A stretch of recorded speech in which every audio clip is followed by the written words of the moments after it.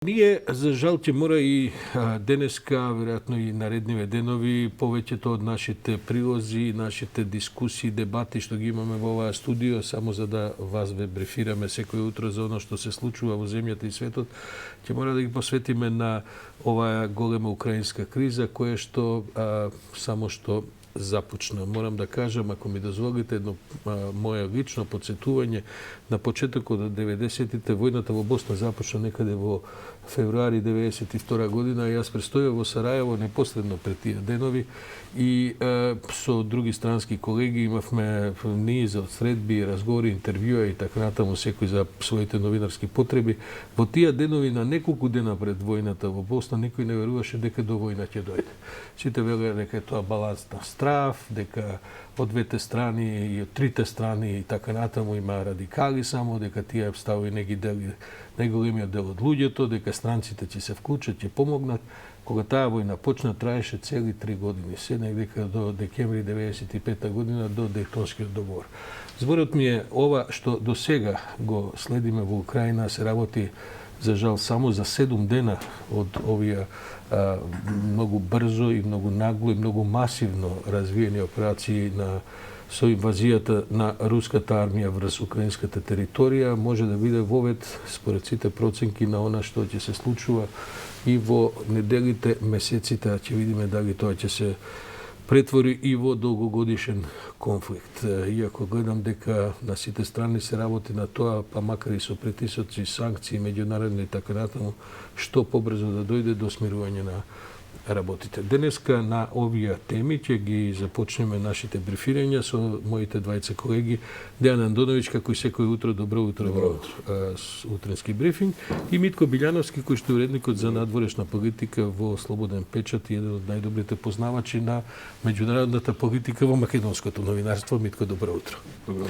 Јас ја имам малку потоа, веќе имам Тања Милевска на линија од Брисел, за да видиме што се случува во Европската унија, во Европската комисија, во Европскиот парламент, бидејќи беше вчера таму густ ден, но ден да започнеме со она што е сепак најново и што, да кажам, минатата ноќ, минатото попладне, минатиот ден се случуваше на боиштата во Украина. Она што може да се види изминатите денонокие, продолжуваат борбите во Украина. Се уште руската армија, според моја некоја анализа која коментирам веќе 3 дена, се уште нема освоено ниту еден град, и покрај тоа што според некои очекувања требаше. Борбите се водат околу Херсон, градот Херсон, таму се искрцани десантните единици на руската армија кои ја зазеле железничката станица, но се уште не го држат градот под контрола. Харков исто така на удар на рускиот напад. Околу Киев се концентрирала на огромна колона која, морам да признам, Сашо, изминатово денонокие од главна вест број 1 како да се загуби од светските тикери, каде е колоната од 64 километри на руските тенкови оклопни возила кои се тргнати на кај Киев, така да тоа и не е нешто во жижата на интерес, колку што се овие два града. Ако би дозволиш само околу колоната, бидејќи вчера гледав на неколку места одлични анализи и воени и ова, да кажем, експерти околу тој вид на прашања, офицери високи и така. Тие велат дека прво колоната се состои од многу транспортни возила, а не само од оклопни. Второ, дека таа споро се движи, бидејќи многу од тие возила се расипуваат по пат, па сами себе се блокираат, додека се расчистат, додека се тргнат и така натаму. Трето, фактот дека таа колона се движи со денови, а украинците не действуваат по неа, покажува дека украинската одбрана всушност нема, да кажем, воздушна моќ и дека нема ниту хеликоптерски, ниту авиоединици кои би можеле. Инаку таква, според овие експерти, таква, да кажем, стратегиска грешка да наредиш една колона во толку километри и да биде очигледна цел, не би требало да се прави. Дури имаше анализи зошто се возилата, што се вели браник до браник наредени, што е апсолутно, според војните проценки, нешто што никако не сме да се прави, бидејќи во случај на овие напади и така натаму. Но таа колона очигледно ќе стане предмет на анализи од кога ќе заврши оваа. Само сакам да додадам, тоа е се така, јас ги гледав тие анализи на пензионирани офицери по телевизиве и можам само да заклучам дека почнувам да се сомневам, иако таква информација нема, дека над Украина сепак има воспоставена зона на забранети летови, особено од Русија, бидејќи вчера Европската унија и НАТО одобрија 70 борбени авиони за украинското воздухопловство. 70 авиони не се малку, мора да признаеме, и покрај тоа што можеби не сме многу стручни. Од друга страна, украинското воздухопловство какво такво во изминатиот период имаше авиони, но тие не полета или па имаше некои инцидентни состојби каде што 2 или 3 пилоти влегува во воздушниот простор на НАТО земјите како што е Романија, а руските медиуми велат дека избегале, другите велат дека залутале.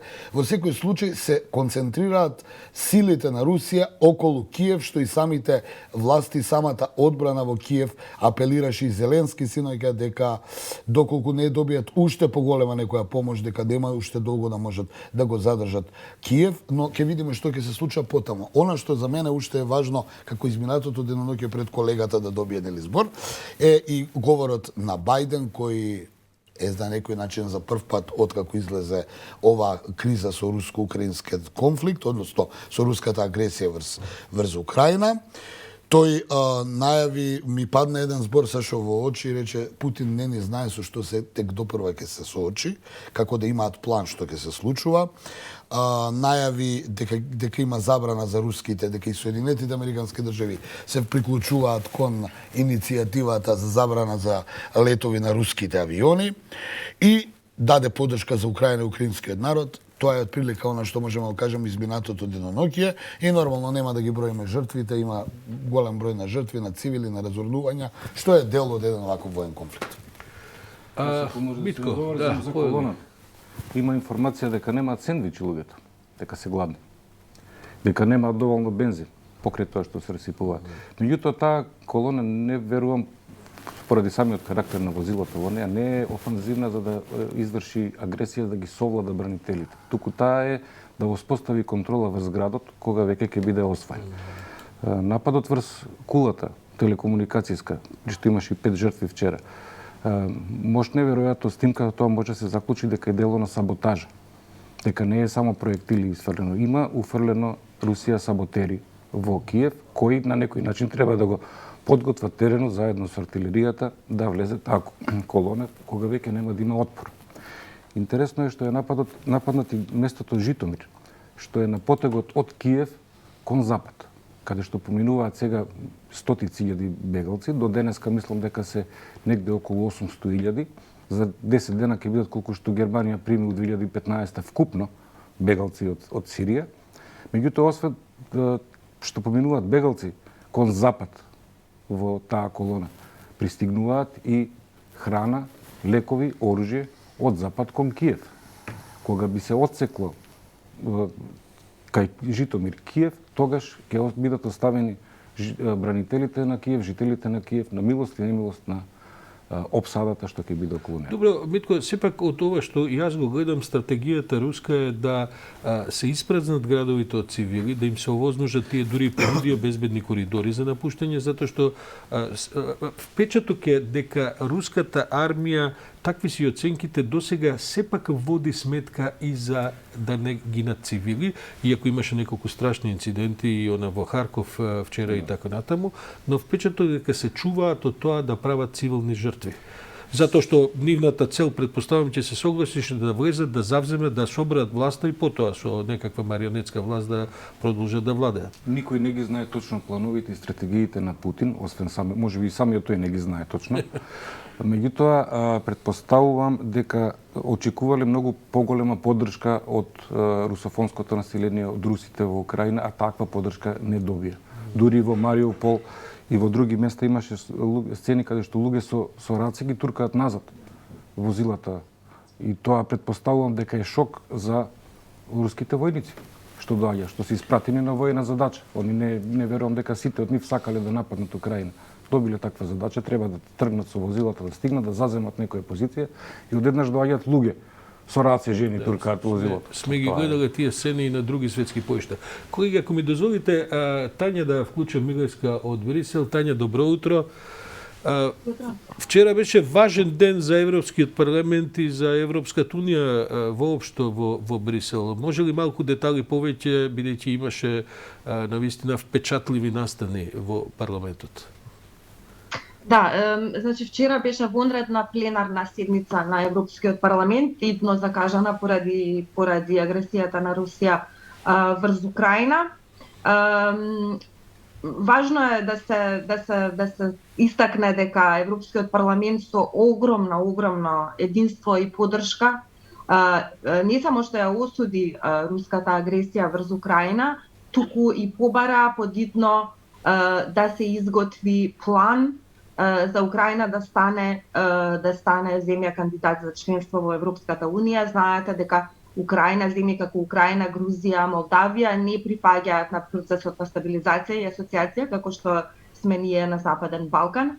Тоа се тука техникали кои што Европската комисија ќе треба да ги одработи, меѓутоа и од Шарл Мишел, председателот на Европскиот совет, и од Европската комисија и се разбира од сите пратеници беше јасно дека Украина мора да добие перспектива на членство во Европската унија. Председателот Зеленски се обрати на почетокот на сесијата во еден многу емотивен говор во кој што побара од европејците на вистина да ја докажат нивната поддршка на дело и да го дадат тој кандидатски статус и ако е можно што побрзо Украина да стане земја членка на Европската унија. Беше многу впечатлив говорот на Зеленски, беше дочекан со еден навистина долг, да кажем, акламативен аплауз со стоење на сите присутни пратеници. Оној од балконот што се јави, тој претпоставувам амбасадорот на Украина во Брисел, кој беше тој, бидејќи со маска и така не можев да... Тој мислам дека беше одбрана. Ако не се лажам, или генерал или министар за одбрана, нешто така. Добро, меѓутоа не беше тоа центарот на вниманието, беше Зеленски. Да. Што се зборува Тања во, да кажем, во политичките кругови во Брисел?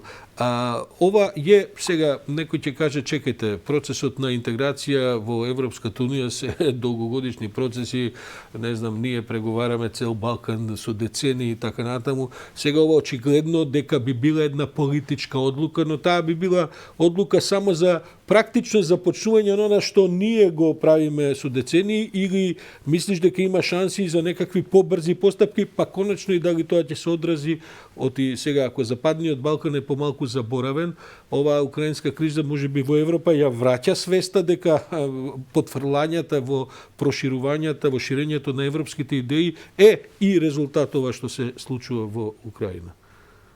Да, значи две работи тука се важни. Значи првата работа, како што кажав, е дека земјите од така наречениот Eastern Partnership, каде што припаѓаат Украина, Молдавија, Грузија и другите, не се дел од процесот на стабилизација и асоциација. Тие се дел од процесот на придружување, association процес. Тие процеси се различни од правна гледна точка во самите повелби и законодавства на Европската унија. Така што тука Европската комисија како чувар на повелбите ќе треба да одработи стратегија која што е законски одржлива, правно одржлива, која што ќе овозможи тие земји од Eastern Partnership да се најдат на истиот пат, истиот процес како земјите кои што се во пакетот стабилизација и асоциација. Јас тука не сум правник во Европската комисија, не знам како тоа ќе биде изведено, но она што е јасно е дека политичката волја е тука, бидејќи самиот председател на Европскиот совет кој што ги дава политичките ориентации на Европската унија и наложи на Европската комисија да го изготви тоа мислење. Сега ќе видиме во наредните недели, во наредните месеци како Европската комисија тоа ќе го направи. Втора работа што е важно е дека ова се политички сигнали. Меѓутоа, не верувам дека е изводливо Украина, да речеме, за 5-6 месеци, па дури и година дена да стане полноправна членка. Знаеме ние ета колку години сме заглавени во овој процес, знаеме дека тој процес е многу тежок, многу комплексен. Голем број од земјите членки на Европската унија не се баш многу загреани за членството на Украина во Европската унија, бидејќи тоа има и други импликации политички со Русија. Така што ќе треба да она што е важно, мислам, е дека беше порака на морална поддршка до украинскиот народ. Се плашам дека украинскиот народ многу брзо ќе биде разочаран од исходот, како што и ние сме биле разочарани, и важно е исто така да се види како за Северна Македонија, за Албанија, за земјите од Западен Балкан, како тоа ќе влијае. Гледам дека нашите политичари со право инсистираат дека ова треба да значи само кратко, Тања. Само кратко, има ли некаква реакција кон Западен Балкан во оваа смисла во која говориш меѓу бриселските, да кажем, политичари? Тоа сакав да кажам. Значи, од наша страна, од страна на политичарите на Западен Балкан има пораки. Меѓутоа, не се добива истиот фидбек од страна на политичарите во Брисел. Во Брисел се фокусирани на ризикот од дестабилизација поради Русија, пред се во Босна и во Република Српска, и се разбира тука и Косово. Меѓутоа, не слушнавме од Европската комисија или од Советот дека треба сега по секоја цена да се забрза процесот за земјите од Западен Балкан, и тоа е загрижувачки, и тоа е, мислам, тоа што македонските политичари мора да го инсистираат постојано во нивните средби во Брисел. Да. Благодарам, Тања. Ние ќе го имаме и заменикот министер за надворешни работи господин Жерновски за некоја минута во студиото, па и со него ќе поразговараме. Тања од Мигајска од Брисел, дописник на Македонската информативна агенција. Благодарам како и секојаш.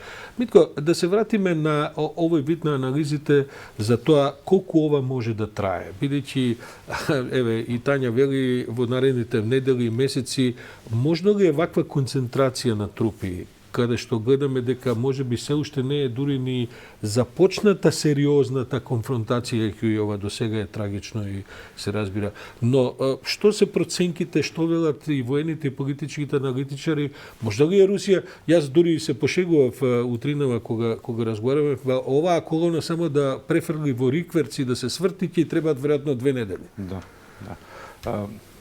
Во Украина моментално, според некои проценки, има влезено над 70.000 руски војници.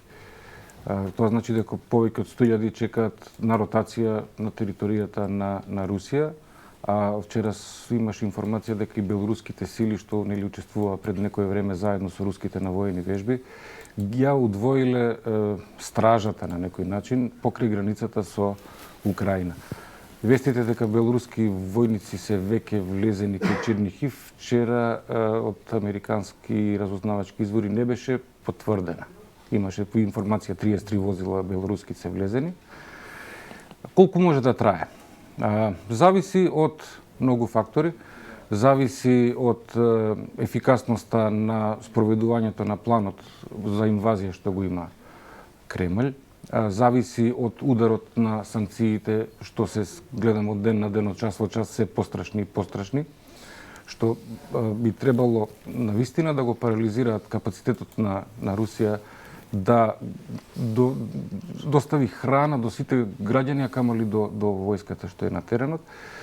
Зависи од упорноста на украинците и од помошта директна што ќе добиваат да се бранат. Ние како што ги гледаме од време на време тие сателитски фотографии од руски колонии, од американската компанија што е веројатно во Киев, тие ги гледаат во живо каде им се сите други позиции и лесно им е да штедат сили и да распоредат одбраната каде што треба. Тоа значи дека инвазијата веројатно нема да напредува толку брзо колку што се очекуваше. Во принцип се знае во воените стратегии, Дејане, а и Митко, дека војувањето во градови, во урбани средини е најтешкиот дел од секоја русите имат историја на тие војувања. Јас морам да ги подсетам како заврши Грозни 94-та, кога истиот тој Путин си ја трасираше политичката кариера и кога во двете чеченски војни русите не можеа да излезат на крај со побуната на чеченците, нели, во Чеченија, но се сеќавам како изгледаше Грозни, а Грозни не е ништо помалку. Да не заборавиме како изгледаше и Алепо, ако сме. И Алепо, но ќе тоа е потсетам, последното. затоа велам, јас неколку пати морам да потсетам и за гледачите. А ми се чини дека Русија секогаш одела на варијантата огромна воена моќ, ќе умаршира во градот, ќе направи пустош, ќе воспостави контрола и оди понатаму. Сега таа тактика не им успеа. Тоа сакам да кажам. Сега таа тактика не им успева, но дали е тоа тактиката? Дали може да си дозволат да ова сега ако смеам да кажам, ова е сепак еден од најголемите градови во Европа, говорам за Киев. Па и Харков е милион и пол Зошто луѓе. да не си дозволат? Може ли да си дозволат да наредат топови да Војна е, направат зошто техника? да не си дозволат? Нема тука етика кога е војна. Не верувам дека ќе дозволат да убиваат, да гаѓаат цивилни цели, затоа што таму после ќе треба и да владеат. Ако речат да не, го тој окупираат, рече дека тоа е нема да смислото владее на со целата- Киев, да ве Да, потсетам. ама ќе владеат преку нивни марионети. Они имаат план да владеат со тие делови што се ќе прошират Донецки и Луганска република. А втората варијанта која е ако дојдат и стојат? Затоа велам, добро, не се знае што е тактиката. Сакаат да дочекаат период кога народот сам ќе ги повика. Донесете ни храна. Нема да може да издржат. Гладуваме. Они ги трошат Дејане, ако парите. дозволиш, бидејќи тоа се чини како многу рискантна тактика. Рискантна е, меѓутоа при ваква операција, инвазија, за да се треба се добијат и симпатиите на локалното население пред се, за да не цело време некој човек, војник гледа зад грбот дали некој ќе Да, го Митко, ќе го ама уби. на другата страна е аргументацијата за која говори и Дејан Андоновиќ, а тоа е на Путин веќе му треба брз успех воен, веќе му треба, како да кажем, што пократко време за да воспостави некаква контрола. Оти јас ја гледам картата, ја знаеме сите картата, Русија практично не држи ни колку одсто од територијата на Украина. Да Многу потсетам на малку, чеченските војни. Чеченската војна, првата која Русија загуби, не беше Путин. Воопшто не беше ни премиер. Втората кога дојде, презеде контролата, за неколку месеци ја доби војната. Направи реформи што претпоставам дека исто ги имал сега моментално кога го планирал операцијата, ги извади регрутите, стави ветерани. И имаше силен удар. Само да подсетиме, Силен- чеченската војна по димензии сепак беше, би рекол, многу помала од оваа Локален операција судар сега, беше, тоа беше што Русија локален. ја прави во Така е, Украина, да меѓутоа не беше споредам многу која пожестока. Чеченија, да, пожестока. Многу пожестока. И немаше мешање од западот. И да ве беше потсетам. решена кога Путин инсталира проруски луѓе, Аслан Насхадов од терорист, од еднаш стана Денеска- лојален на Москва. Да. И така се Кадирев реши ли е војна. денеска? Кој е таму? Кадирев ли е денеска? Кадирев е се. Еден Тогаш бивши- беше овие ги- ликвидиран овие- Жохар Дудаев и Шамил Басаев и дојде. Некои од единиците кои што се сега во руската офанзива се чеченци ги викаат кадировци, мислам, гледам по ова. Бесните кучиња на Путин ги викаат, така барем Тоа е според еден, мене. тоа е еден преврат, но во војна смисла ова е сепак многу покомплексна операција. Одговорот во Украина. го предпоставувам, не знам дали е точен. Навистина Путин направил погрешна проценка. По сите основи. И за Па меѓународни ако реакции, сакал и за војни. да ја изврши инвазијата како што треба по список, по стратегиски прирачници, а како што веќе ја почнија, значи картата што имавме пред 10 дена за можна инвазија воопшто не е променета. Таа е. Предпоставам дека и подразбирало и тоа да се освои симпатиите на народот, да се придружи кон окупаторските сили, да ги пречекаат со цвеќиња во Харков. Или тука погрешил, или погрешил за одговорот на светот што ќе биде. Јас ви благодарам и на двајцата, че имаме ние за жал прилики, предпоставам и во деновите што доаѓаат и повторно ќе се видиме во овој состав, да видиме да проанализираме што и како се одвива.